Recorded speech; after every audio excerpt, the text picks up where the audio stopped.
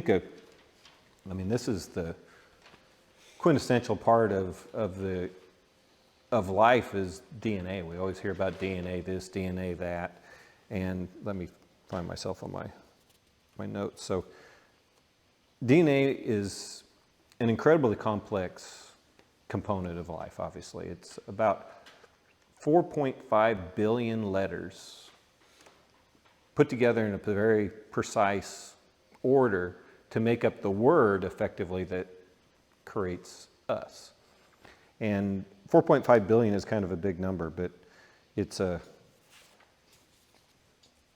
well, let me give you a little example of what 4.5 billion looks like.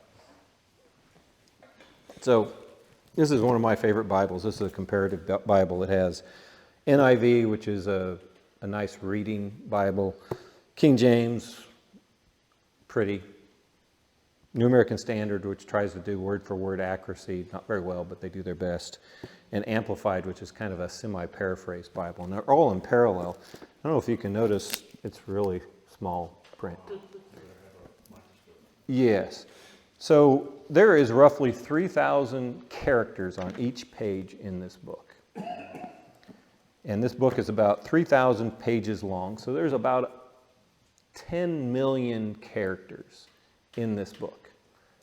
So if I was to compare it to DNA, and I was to put this book on the ground, and I was to stack books just like it all the way to the ceiling, I would have to make 4 stacks to even come close. Does that kind of put it in perspective? I mean, I'm talking that ceiling, not this one. About 80 feet of book is about what 4.5 billion characters looks like.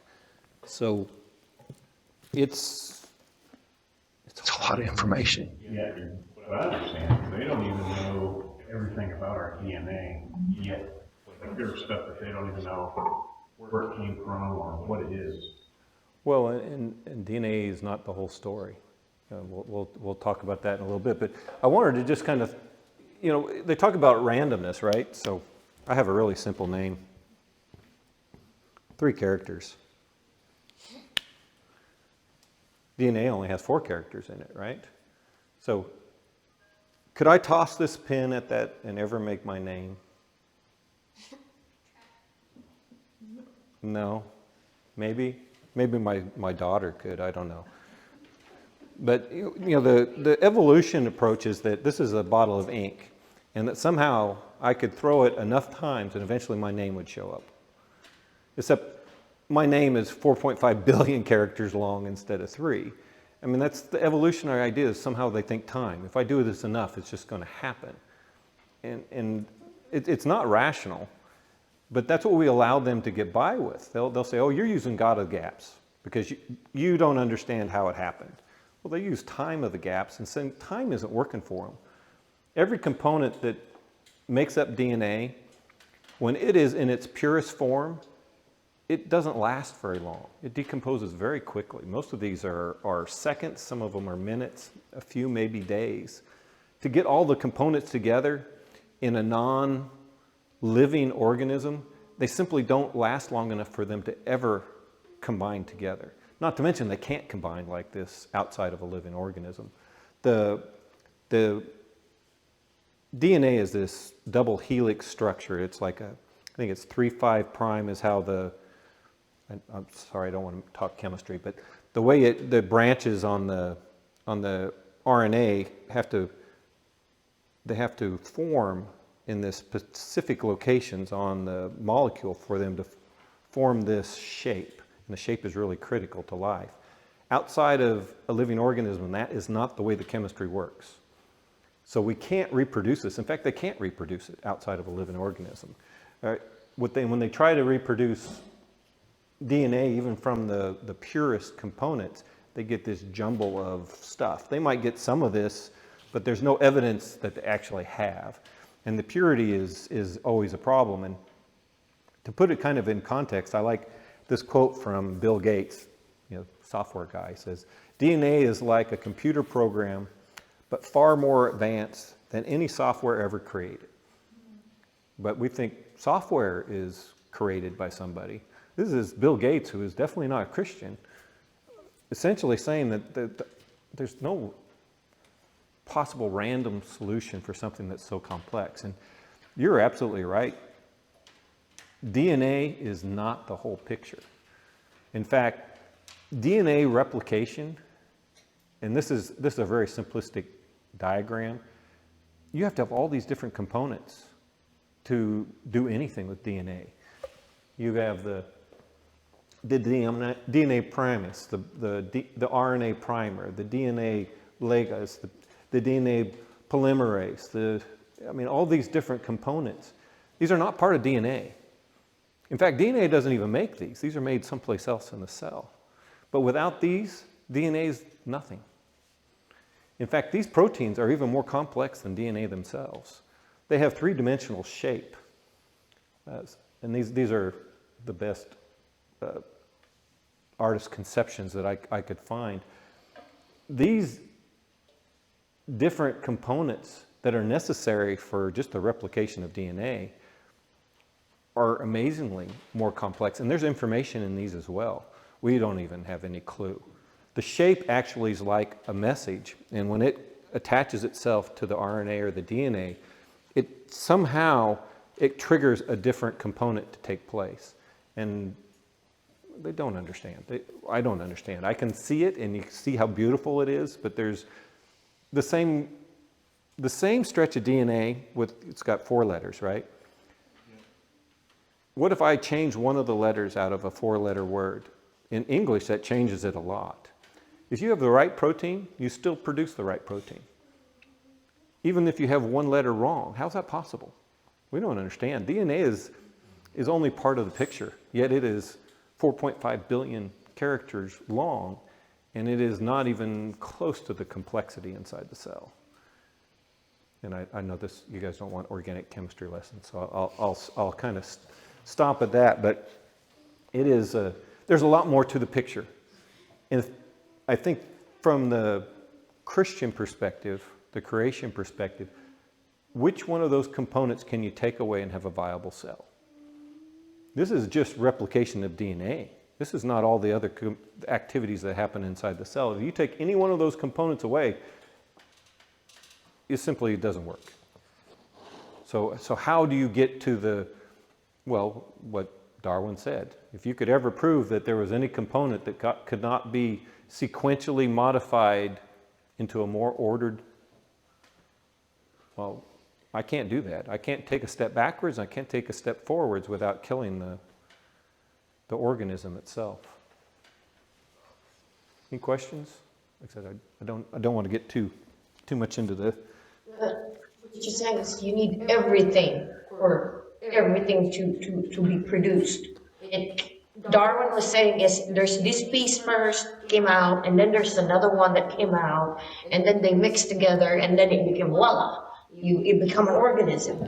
But science was saying that everything needs to be there to start with at the same time. In incredibly pure quantities. The other thing we also don't understand, a living cell has this ability to let the good stuff in and leave the bad stuff on the outside.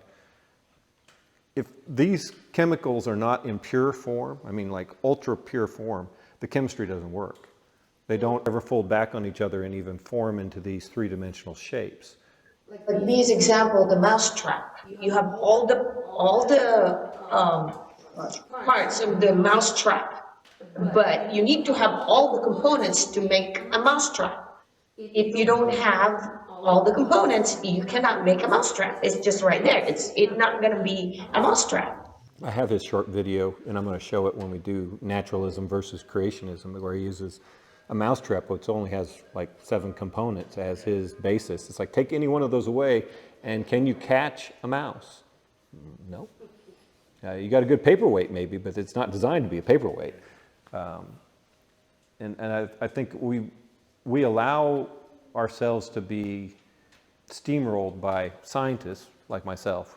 I got PhD, and I tell you that this could all happen in this stepwise process. But how? They've never demonstrated a mechanism that actually can do it. They've never actually done it. And that's really what the origin of life research is all about, and that's the reason we have groups like the Discovery Institute or James Tour that are trying to address those concepts. And it's not to say you could not discover it, but as of today, there's no science to back up the claims of being able to create a cell. And I watch science news all the time because I'm a science geek. And they're always talking about, oh, we have proved life, blah, blah, blah, or we built life. Or it's like, and you look at it and it's like, okay, you came up with some amino acids and they're not even the right ones. And somehow that's going to be life. And then it goes away for, people win their Nobel Prize and then nothing happens. So that's life. And this is Stephen Meyer and James Tour, if you don't know him. James Tour down here at Rice University. And Stephen Meyer is at the Discovery Institute with Behe and J.P. Moreland, who J.P. Moreland, I think I showed a video of him early on, and we'll see one from Behe later. But the Discovery Institute basically tries to address intelligent design arguments, basically arguments for God, looking at what we've looked at and showing how only an intelligent design makes sense. It's the only rational way to look at the complexity, that there has to have been a force driving that design. And even if you believe in evolution, again, there has to be an intelligent design driving the evolution, because it doesn't happen randomly and there's no sequence, there's no mechanism for what we see in the complexity of living organisms, unless, I can't say that God didn't use evolution. I'm not God, so I can't say how he did it. Some people say 6-day creation, some people say 6 billion year creation. I'm not going to get into the story. I say God created it. And without God, nothing could be the way it is today. And the key is God did. And me as a human, I have no idea other than he said he spoke it and I trust him and that's it. And that's what these guys focus on. So if you want more information, these are the guys to look up. Creation Museum, is that the one that you're... Creation Museum would be Ken Ham's Answers in Genesis group. Right, that's in Kentucky. Actually, the Creation Museum is in Ohio. The Ark Encounter is in Kentucky. They're really close to each other. And yeah, they go through a lot of that. That's not the same organization. Okay. He's more focused on, they're trying to show how the Genesis story matches what we have. That's what his group works on. Where like Stephen Meyer's group is really trying to counter the origin of life researchers in a way that pointing it toward, this all points toward intelligent design, and not necessarily trying to win them to Christianity more than show the holes in their theories. Because when someone's this far from God, you can't use Genesis to prove to them there's a God. You just can't. You have to prove to them there is a God, and then you can use Genesis to point them to the right God. And what we've been talking about is really just to point people to God, because right now people that are a long ways from God don't care what the Bible says. And I hope you guys have noticed that so far we haven't used hardly any Bible in any of these sessions, and that is by design. We're going to talk about the Bible. You can prove that there's incredibly good arguments for God without ever looking at the Bible. The Bible gives us our wisdom, and there's a stage where the Bible is necessary. But you've got to get people so they're open to it. And part of it is showing them this overwhelming amount of evidence for there has to be a God. Then we can start talking about which God. But I think as you go through the different levels of creation, like we did today, you can see that every single level, the complexity and the fingerprints of God are all over it, right? I mean, there's no simple form. And the last one I wanted to talk about is subatomics. And I'm sorry, I'm an engineer, okay? So I did take theory of relativity and quantum mechanics and all this crazy stuff. So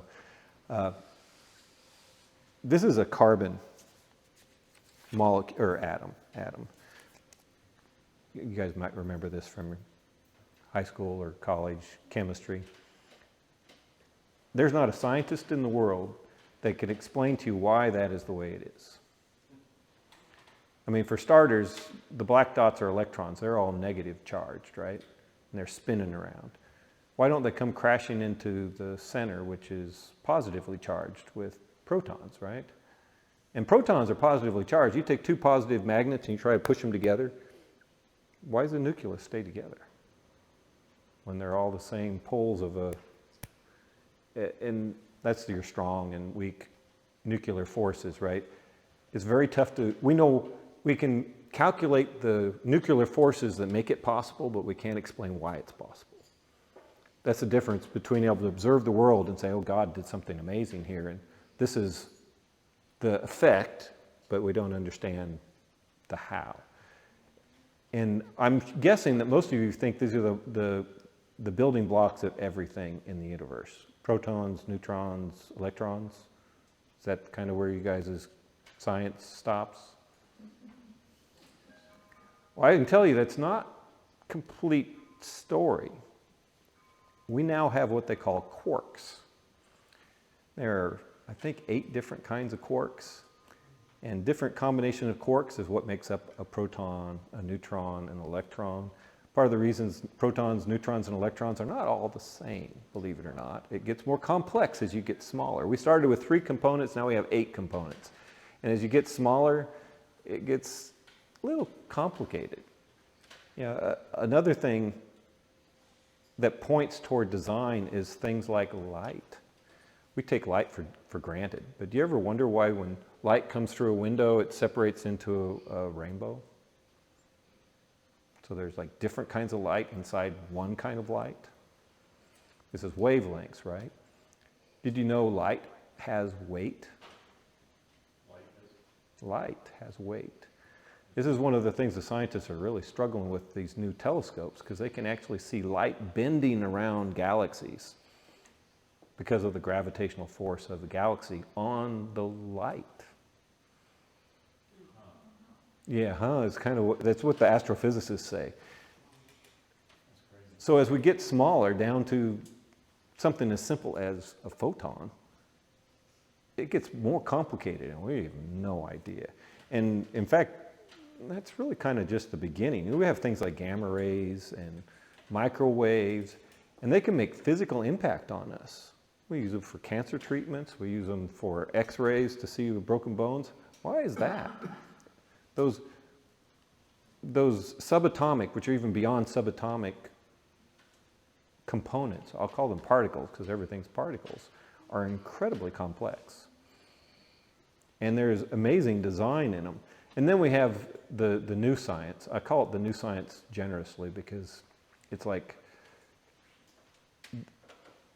I think our scientists are running out of terms, so we start turning to science fiction every time we come up with an idea, and they talk in terms of things like tachyons. Anybody remember tachyon from your childhood? Yeah, it's Star Trek. And scientists now have this hypothetical particle that's even smaller than a quark called a tachyon. It's from Star Trek. And another one from Star Trek is the neutrino. Neutrino is somehow a neutral particle with all that complexity that they're trying to show you. You can't actually see these things. This is all theoretical. But one thing you notice in their depictions of these simple particles, they look kind of complex. So even the scientists who aren't trying to prove God, obviously, as they can imagine things that are more basic, it starts looking more complex. It kind of moves the opposite way from the idea that you could have something simpler as your building block. And then probably kind of the craziest is the string theory. The string theory is the idea that everything's made out of these like infinitesimal strings. It's like everything. You can't see it, can't test it, but you notice when they depict it, it's like this wild array of complexity. So as they get smaller and smaller in their perceptions, they actually make the world more and more complex.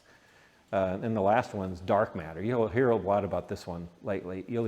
I even saw it in one of the videos I showed you where they're talking about dark matter as part of the original creation. Nobody knows anything about dark matter. Dark matter is a make-believe idea that came out of the multiverse comics. Okay, that's where that term comes from. They also have something called dark energy now. So you have dark energy and dark matter, and it's just, when they look out into outer space, you see this black vastness. And they have to explain that that empty space is not really empty. And that's where these kind of theories come from, because it's not really empty. We perceive it as empty, but there are things that we can't perceive that are there. That empty space has a weight. We don't understand why it has a weight, but there's something there. And I think my point is, as you can imagine something smaller and smaller that makes up all of us, it actually gets more complex. It doesn't get simpler. Even the simplest thing we can imagine is actually more complex than anything we have. The theories on strings and dark matter and neutrinos and tachyons is way beyond electrons, protons, and neutrons. Seems pretty simple to me, 3 components. When you start talking about these components, you're talking about things that are, one, it's beyond anybody's comprehension because it's make-believe, right? It's only imagined. But my point is, no matter which direction you go smaller and smaller and smaller, it gets more and more complex, not simple. As you go bigger and bigger and bigger, it gets more complex, not simpler.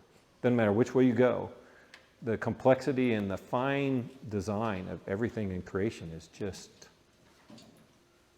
it's just amazing. I mean, I get excited by science. I know you guys aren't excited by it as I am, but design argument, I think, is the most compelling argument for God, because it cannot be explained away, no matter what the pseudoscientists tell us, or the evolutionists, or the naturalists. They don't have an explanation. Time is not an explanation. It is an excuse. And it doesn't work. And when you talk about life, it does not work. So let's just recap our arguments a little bit. So cosmological argument, the beginning, it means whatever started everything has to be immaterial, timeless, and spaceless, outside of time, space, and matter, right? If it's the beginning. It's got to be extremely powerful to bring everything into existence from nothing. Something from nothing, right? Teleological, that's the design that we just went through. Extremely intelligent, whatever that force is that created everything.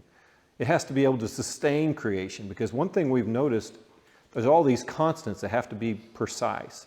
It's like there's a force out there behind everything that maintains that stability. Stability doesn't come natural in our universe. Actually, our universe is always anti-stability. So why are those constants even constant? Well, they're constant because there's some sort of a force out there that holds things the way they are and has a purpose for them. And I didn't say it, but I probably should say it now. There are people out there right now that are challenging the constants, and that they're not really constant. They really change over time. The problem with that is, if you disprove scientific constants, you don't have any science. Because science presupposes that we have standards that we can compare to. So the scientists that come up with these ideas are actually disproving science, which kind of is it's one of those circular logics. How can a scientist disprove science with science? You can't, right? Science can't disprove itself, because it would have to know something outside of science, and that's those circular arguments we talked about. And then obviously the moral argument, which outside of the design argument, the moral argument is really probably one of the clearest ones. And we'll talk about this more when we talk about the problem of evil. If there's no standard bearer, then there are no morals. Yet we all know when something bad happens to us. Doesn't matter what culture we come from. If you steal something from somebody, they think it's bad. You hit them in the nose, they usually think it's bad. That's independent of how you grew up, what you grew up. You feel bad about it. And you feel bad about it. Why don't you just forgive yourself? Like, don't feel bad. Well, Jordan Peterson is one of those, who's a psychologist from yourself. Canada. He says, People never get by with anything because they can never forgive themselves.